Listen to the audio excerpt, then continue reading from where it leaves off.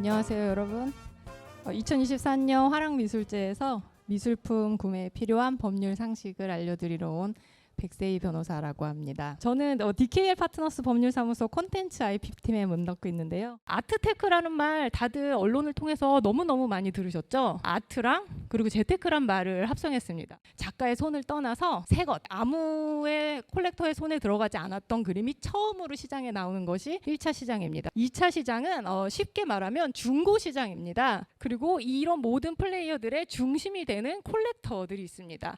자, 그림을 사는 소비자라고 생각할 수 있죠. 미술시장도 1조 원 시대가 열렸다, 이런 말이 2021년도에 나왔습니다. 그 이유가 무엇일까요? 미술품은 세금이 없다.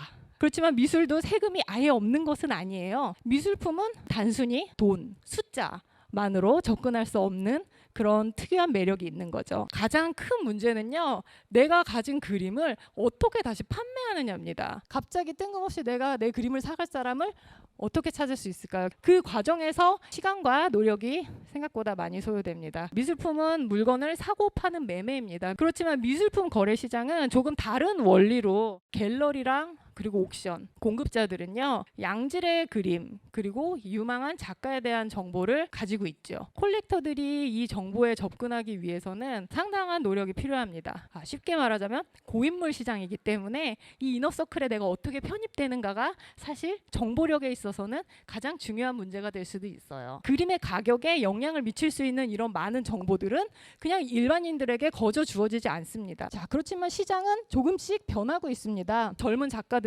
전시한 내역들 그리고 앞으로의 전시 예정인 것들을 공개하고 있고, 부지런히 찾아보면은 예전에 비해서는 보다 정보를 많이, 그리고 NFT 미술 플랫폼 같은 경우에는요, 온라인에서밖에 일어날 수가 없습니다. 작가가 그림을 직접 판매하는 경우도 옛날에 비해서 많이 늘었습니다. 그리고 이렇게 아트페어도 굉장히 많이 생겨났죠. 그래서 아트페어가 단순히 그림만 보는 것이 아니라 미술계 인사들과 얼굴을 투고 안면을 투고 정보를 나누고, 그리고 이런 변호사가 하는 강의도 듣게 되고, 이런 여러 가지 오픈되어 있는 행사이기 때문에 이런 아트페어의 확산도 과거에 아주 폐쇄적이었던 시장을 조금 더 오픈하는데 조금이라도 일조를 하고 있다고. 본론입니다. 구매 계약 단계에 들어왔어요.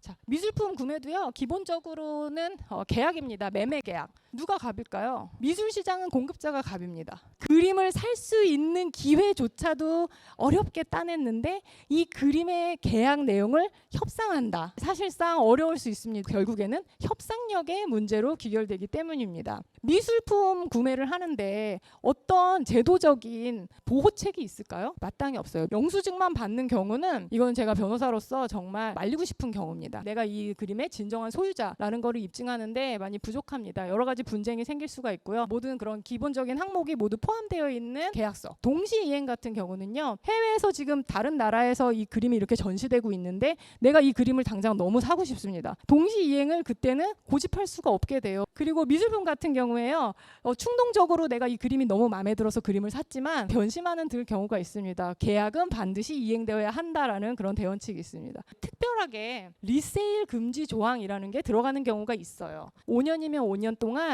다른 곳에 다시 팔지 않고 내가 보유하고 있겠다는 내용이에요. 이런 조항이 나오는 이유는요, 수요 공급 법칙과 관련이 있습니다. 작가에게 있어서 그림이 어떤 가격선을 계속 유지한다는 것은 굉장히 중요한 문제입니다. 그러니까 공급자 측에서는 공급량에 대한 통제권을 갖고 싶어 하기 때문에 소유권과 저작권은 전혀 다른 별개의 권리입니다. 저작 재산권의 문제예요. 작가도 마찬가지예요. 본인이 이제 원화를 판매했습니다. 내가 생각해도 너무 수작인 것 같아서 이거를 NFT로 발행하고 싶어졌습니다. NFT로도 있고 판화로도 있고, 저작 재산권의 활용에 있어서는 미리 당사자 간에 양해를 구해서, 그리고 어떤 수리가 개입되었을 때, 이거는 작가의 수리가 개입된 경우에도 원래 그 작품과 같은 것으로 볼 것인가 라는 논의가 있는데요. 위작, 비싼 그림을 사신다 그러면은 저는 적어도 2곳 정도에서 감정을 먼저 받아보시기를 권합니다. 컬렉터라던가 아니면 다른 제3자에 의해서 이 작품이 변형되는 거는 작가에 대한 인격적인 침해가 됩니다.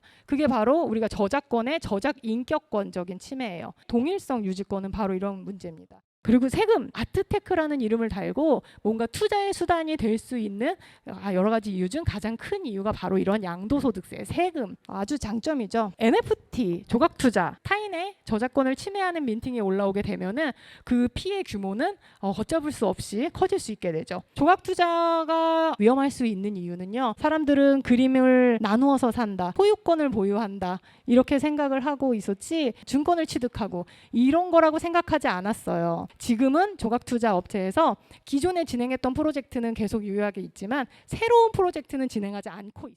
우리에게 주는 그런 예술이 갖는 가치들 있잖아요.